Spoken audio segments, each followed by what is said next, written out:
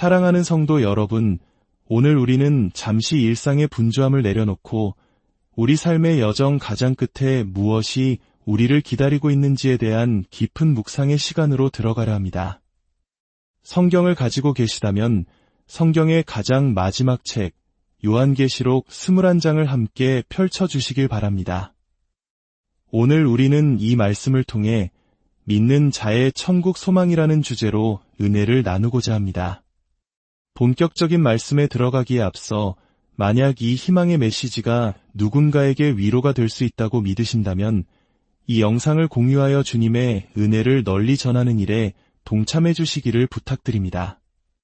또한 저희 채널을 구독해 주시는 여러분의 귀한 마음은 저희가 계속해서 이 빛의 말씀을 전하는 데 큰 힘이 됩니다.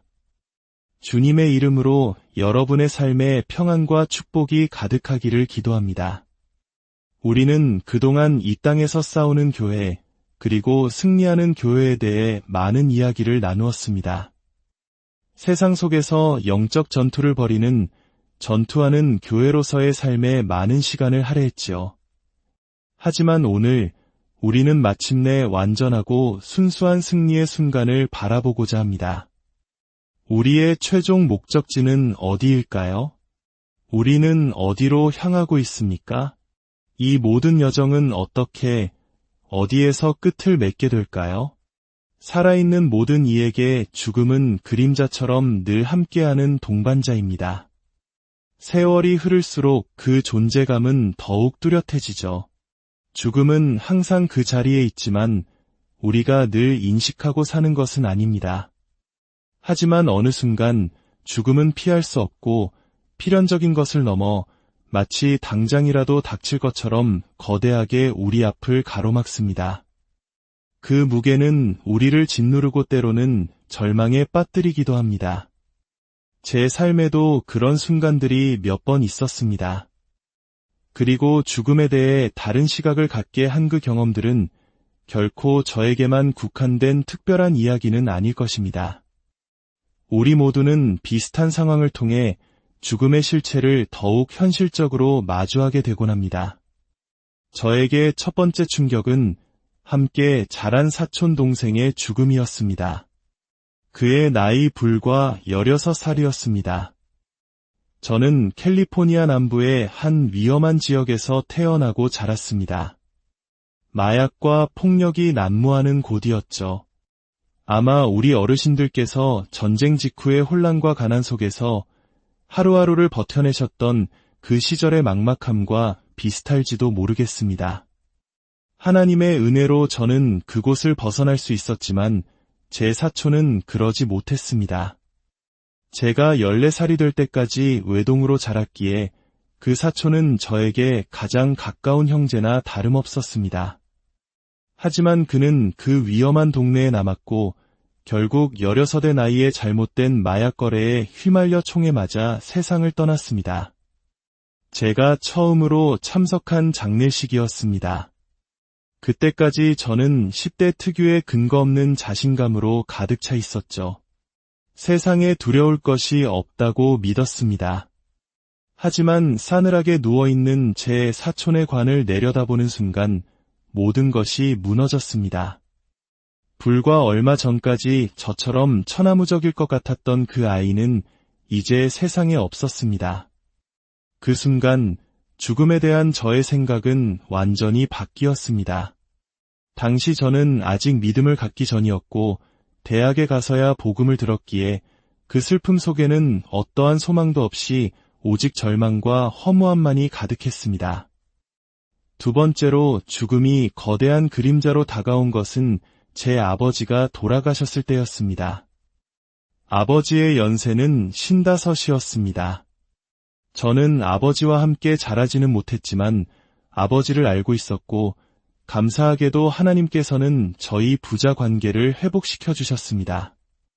아버지는 뒤늦게 믿음을 가지셨고 저는 새 신자가 된 아버지를 제자 양육하는 특별한 특권을 누리기도 했습니다. 그러던 어느 날 하나님께서는 아버지를 데려가셨습니다. 그리고 이와 관련하여 저 자신도 최근에 죽음의 문턱을 경험했습니다. 공교롭게도 저의 두 번째 심장 수술은 아버지가 심장마비로 돌아가신 지 거의 정확히 15년이 되던 날에 이루어졌습니다. 또한 우리는 팬데믹의 기억을 잊을 수 없습니다. 이제는 과거의 일이 되었지만 그 바이러스가 처음 세상을 덮쳤을 때를 기억하십니까? 매일같이 사망자 수가 화면에 떠오르고 수백만 명이 죽을 것이라는 예측이 쏟아져 나오던 그 시절. 우리 모두는 두려움 속에서 아침마다 숫자를 확인하며 죽음의 공포를 피부로 느꼈습니다. 지난 몇 년간 우리 중 많은 이들이 사랑하는 사람을 떠나보냈습니다. 이러한 사건들은 우리에게 한 가지 명백한 사실을 상기시킵니다. 이 세상에서 살아나가는 사람은 아무도 없다는 것. 사망률은 한 사람당 한 번 100%라는 사실을 말입니다. 그렇다면 이처럼 죽음의 그림자가 짙게 드리운 순간에 우리는 어디에서 희망을 찾을 수 있을까요? 우리 모두가 죽는다는 사실을 알면서도 그 사실 앞에서 절망하지 않고 소망을 품을 방법은 무엇일까요? 아무도 시한부 선고를 받고 의사와 하이파이브를 하지는 않습니다. 사는 것이 그리스도니 죽는 것도 유익함이라는 말씀 속에는 분명한 긴장감이 존재합니다. 우리는 이 긴장 속에서 어떻게 희망을 가질 수 있을까요? 저는 오늘 요한계시록 21장이 그 질문에 대한 놀라운 답을 우리에게 제시한다고 믿습니다.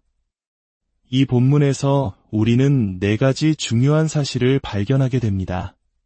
첫째, 믿는 자에게는 지금 이 세상보다 더 나은 세상에 대한 소망이 있습니다. 이는 매우 중요합니다. 왜냐하면 우리가 이 땅의 삶에 필사적으로 매달리는 순간 하나님께서 우리에게 더 좋은 것을 약속하셨다는 사실을 깨닫게 해주기 때문입니다. 우리는 이 삶에 집착합니다. 우리가 아는 것이 이것뿐이기 때문입니다. 그러나 하나님은 우리에게 비교할 수 없이 더 나은 것을 약속하셨습니다. 1절과 2절을 보십시오.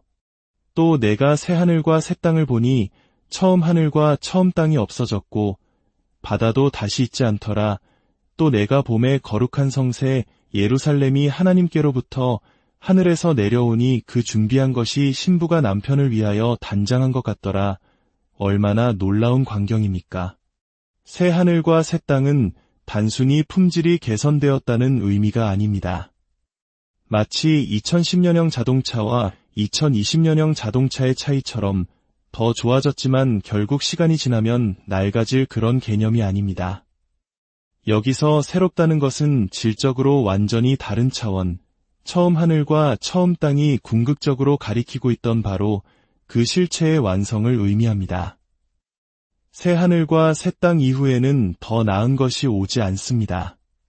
그것이 바로 최종적인 완성, 하늘과 땅의 완전한 구속이기 때문입니다. 사도 바울은 로마서 8장에서 이 간절한 기다림을 아름답게 묘사합니다.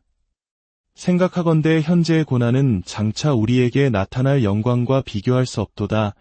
피조물이 고대하는 바는 하나님의 아들들이 나타나는 것이니 피조물이 허무한데 굴복하는 것은 자기 뜻이 아니요 오직 굴복하게 하시는 이로 말미암음이라. 그 바라는 것은 피조물도 썩어짐의 종 노릇한 데서 해방되어 하나님의 자녀들의 영광의 자유에 이르는 것이니라. 모든 피조물이 마치 해산의 고통처럼 함께 탄식하며 그날을 기다리고 있다는 것입니다. 우리가 기다리는 몸의 구속, 즉 우리의 최종적인 구원과 땅이 경험할 구속 사이에는 이처럼 긴밀한 관계가 있습니다. 썩을 것으로 심고 썩지 아니할 것으로 다시 살아나며 욕된 것으로 심고 영광스러운 것으로, 약한 것으로 심고 강한 것으로 다시 살아나는 육체의 부활처럼 이 땅과 하늘 역시 타락하고 부패한 모든 것에서 구속될 것입니다. 창세기에서 창조된 완벽한 세상이 인간의 타락으로 인해 부패에 종속되었지만 마침내 그 모든 부패가 끝나고 완전히 새롭게 구속된 하늘과 땅이 도래할 것입니다. 그 구속은 존재하는 것뿐만 아니라 부재하는 것을 통해서도 드러납니다. 바로 바다가 다시 있지 않다고 말씀합니다. 왜 바다가 없을까요? 고대 세계와 성경에서 바다는 혼돈, 악, 죽음의 장소로 상징되었습니다. 요한계시록에서 짐승은 바다에서 올라오고 이사야서는 악인을 요동하는 바다에 비유합니다. 또한 바다는 죽은 자들을 내어주는 장소로 묘사됩니다. 새 하늘과 새 땅에는 그러한 위협과 두려움의 근원이 더 이상 존재하지 않는다는 것입니다. 우리가 이 땅에서 겪는 모든 고난과 부패의 특징들은 사라지고 없을 것입니다. 그리고 새 예루살렘이 있습니다. 새 하늘, 새 땅, 그리고 이제 초점은 거룩한 성, 새 예루살렘으로 모아집니다. 이 성은 낡은 예루살렘을 수리한 것이 아닙니다. 하늘로부터 내려오는 완전히 새로운 것입니다. 신부가 남편을 위해 단장한 것 같다고 했습니다. 이 신부가 입은 옷은 무엇입니까? 요한계시록 19장은 그 세마포 옷이 바로 성도들의 옳은 행실이라고 말합니다. 즉, 새 예루살렘, 그리스도의 신부는 바로 그리스도 자신에 의해 의롭게 된 하나님의 백성들을 상징합니다. 에베소서 5장은 그리스도께서 교회를 사랑하시고 자신을 내어주심은 교회를 물로 씻어 말씀으로 깨끗하게 하사 거룩하게 하시고 자기 앞에 영광스러운 교회로 새우사티나 주름 잡힌 것이나 이런 것들이 없이 거룩하고 흠이 없게 하려 하심이라고 말씀합니다. 하나님은 바로 이 날을 위해 우리를 준비시키고 계십니다. 이것이 우리의 소망입니다. 하나님께서 모든 것을 회복하실 것이라는 소망. 새 하늘과 새 땅, 새 예루살렘, 그리고 완전히 구속받고 유롭게 된 하나님의 백성. 사랑하는 여러분, 이 세상은 우리의 영원한 집이 아닙니다. 결코 우리를 만족시킬 수 없도록 지어졌고 앞으로도 그럴 것입니다. 그럼에도 우리는 이 땅에 집착합니다. 우리가 아는 것이 이것뿐이기 때문이기도 하지만 또한 우리가 이러한 진리의 말씀으로 마땅히 받아야 할 격려를 스스로 외면하기 때문이기도 합니다. 둘째, 우리에게는 더 나아가 하나님 자신의 임재 안에서 영원히 사는 소망이 있습니다.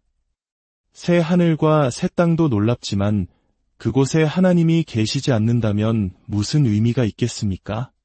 모든 것의 핵심은 바로 하나님과의 영원한 동행입니다.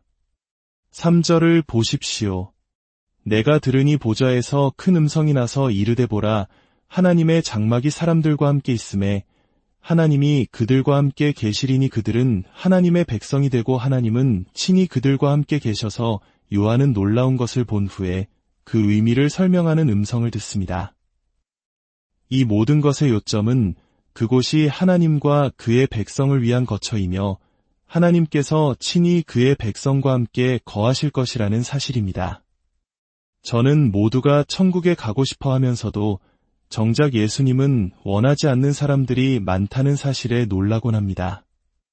예수님과 교회와는 아무 상관도 없이 살고 싶어 하면서 죽으면 천국에 가기를 바라는 것은 전혀 이치에 맞지 않습니다. 천국은 본질적으로 우리 하나님, 우리 구주 예수 그리스도와 함께 영원히 거하는 곳이기 때문입니다.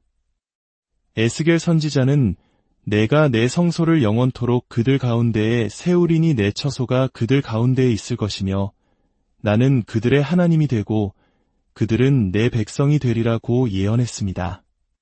새 예루살렘에는 성전이 없습니다. 왜냐하면 하나님 자신이 우리와 함께 거하시기 때문입니다.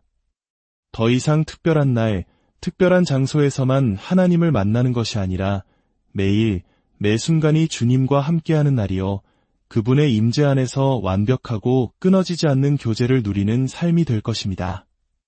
만약 지금 하나님의 백성과 하나님의 교회를 사랑하지 않는다면 어떻게 영원히 그들과 함께하는 나라를 상속받을 수 있다고 생각하십니까?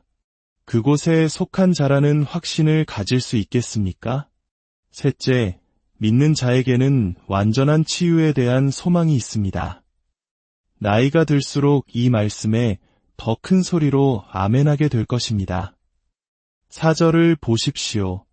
모든 눈물을 그 눈에서 닦아주시니 다시는 사망이 없고 애통하는 것이나 곡하는 것이나 아픈 것이 다시 있지 아니하리니 처음 것들이 다 지나갔음이러라. 1절에서 처음 하늘과 처음 땅이 지나갔다고 하신 말씀이 4절에서 처음 것들이 다 지나갔다는 말씀과 연결됩니다. 사라지는 것은 낡은 세상뿐만이 아닙니다. 사망, 애통, 눈물, 고통도 함께 사라집니다. 이는 단순히 육체의 질병이 낫는 것만을 의미하지 않습니다. 물론 그것도 놀라운 은혜이지만 주님은 우리의 슬픔, 눈물, 고통 그 자체를 없애주시겠다고 약속하십니다. 우리 몸에 남은 수술 자국처럼 보이는 상처뿐만 아니라 보이지 않는 마음의 깊은 상처까지도 완전히 치유될 것입니다. 우리를 괴롭히던 그 모든 아픈 기억과 슬픔이 영원히 사라질 것입니다. 우리는 상처를 안고 살아가지만 천국의 소망을 가진 자에게 그 상처는 더 이상 우리의 정체성이 되지 못합니다. 우리의 소망이 우리를 정의하기 때문입니다. 마지막 넷째로 믿는 자에게는 완전한 정의에 대한 소망이 있습니다. 5절부터 8절입니다. 보좌에 앉으신 이가 이르시되 보라 내가 만물을 새롭게 하노라 하시고 또 이르시되 이 말은 신실하고 참되니 기록하라 하시고 또 내게 말씀하시되 이루었도다 나는 알파와 오메가여 처음과 마지막이라 내가 생명수 샘물을 목마른 자에게 값없이 주리니 이기는 자는 이것들을 상속으로 받으리라 나는 그의 하나님이 되고 그는 내 아들이 되리라 그러나 두려워하는 자들과 믿지 아니하는 자들과 흉악한 자들과 살인자들과 음행하는 자들과 점술가들과 우상 숭배자들과 거짓말하는 모든 자들은 불과 유황으로 타는 못에 던져지리니 이것이 둘째 사망이라. 하나님께서는 이 말씀이 신실하고 참되니 기록하라고 강조하십니다. 이 말씀이 신뢰할 만합니까? 그 말씀을 하시는 분이 바로 나는 알파와 오메가여 처음과 마지막이라고 선포하시는 하나님 자신이기 때문입니다. 우리의 소망은 어떤 사람의 신비한 체험담이나 책에 근거한 것이 아닙니다. 우리의 소망은 살아계신 하나님의 본성과 그분의 말씀에 깊이 뿌리내리고 있습니다. 하나님께서는 목마른 자에게 생명수를 값없이 주시고 끝까지 믿음으로 이기는 자에게 아들이 되는 영광을 주시겠다고 약속하십니다. 그러나 동시에 믿지 않고 악을 행하는 자들에게는 공의로운 심판이 있을 것임을 분명히 하십니다. 이 세상에서 모든 불의가 바로잡히지는 않을 것입니다. 그러나 마지막 날 완전한 정의가 실현될 것입니다. 이것이 바로 우리가 스스로 복수하지 말고 하나님의 진노하심에 맡기라고 하신 이유입니다. 모든 것이 바로잡힐 것입니다. 사랑하는 성도 여러분, 우리가 이 소망을 굳게 붙들 수 있는 이유는 무엇입니까? 하나님께서 우리와 같지 않기 때문입니다. 저는 한 사람의 아버지로서 아이들에게 약속하는 것이 얼마나 조심스러운 일인지 배웁니다. 저는 미래를 예측할 수도 모든 상황을 통제할 수도 없기에 최선을 다할 뿐 약속을 지키지 못할 때도 있습니다. 그러나 우리 하나님은 다르십니다. 그분은 시작과 끝이시며 알파와 오메가이십니다. 그분은 아마 천국 소망이 이루어질 것이다라고 말씀하지 않으십니다. 그분은 내가 바로 하나님이다라고 선포하시며 그분의 약속이 반드시 성취될 것을 보증하십니다. 그러므로 여러분의 삶에서 시련과 유혹을 마주할 때 죽음의 그림자가 유난히 크게 느껴지는 순간이 올 때 이 소망을 굳게 붙드시기 바랍니다. 제 심장 수술 전날 밤이었습니다. 아내가 병실로 찾아와 제게 몇 가지를 물었습니다. 만일의 사태를 대비해 필요한 정보들을 정리해달라는 것이었습니다. 하지만 다음날 제 가슴을 열고 심장을 멈추게 할 수술을 앞둔 상황에서 죽음을 준비하는 글을 쓴다는 것은 너무나도 힘든 일이었습니다. 저는 차마 할 수 없다고 말했습니다. 그때 제 사랑하는 아내가 저를 바라보며 물었습니다. 여보, 당신의 소망은 어디에 있나요? 그 한마디에 저는 정신을 차릴 수 있었습니다. 성도 여러분, 죽음과 마주한 그 순간은 우리의 소망을 정리할 때가 아닙니다. 우리의 소망을 굳건히 세워야 할 때는 바로 지금입니다. 위기의 순간이 닥치면 우리는 신학을 정립할 시간이 없습니다. 그저 이미 우리 안에 깊이 자리 잡은 확신에 따라 반응하고 행동할 뿐입니다. 부디 하나님의 은혜로 새 하늘과 새 땅과 새 예루살렘에 대한 이 확고한 믿음이 우리 모두의 마음에 깊이 뿌리내리기를 소망합니다. 그곳에서 우리는 완전하신 하나님과 완벽한 교제를 누릴 것이며 모든 면에서 온전히 치유받고 완전한 정의가 이루어지는 것을 목격할 것입니다. 이것이 바로 믿는 자의 천국 소망입니다. 함께 기도하겠습니다. 은혜로우신 하나님 아버지, 우리 주 예수 그리스도의 하나님이시요 아버지이신 주님, 온 세상과 그 안의 모든 것을 지으시고 말씀의 능력으로 만물을 붙들고 다스리시는 주권자 하나님, 그 어떤 것에도 놀라지 않으시며 마지막 날에 완전한 구속을 이루실 위대하신 하나님 앞에 저희가 겸손과 감사함으로 엎드립니다. 주님의 은혜로 저희를 천국의 소망 안에 깊이 뿌리내리고 굳게 서게 하여 주시옵소서. 우리를 구속하기 위해 죽으시고 우리를 위해 처소를 예비하러 가셨으며 다시 오셔서 우리를 영접하실 우리의 위대한 신랑 되신 주님, 만 이름 위에 뛰어난 이름, 우리 주 예수 그리스도의 이름으로 기도합니다.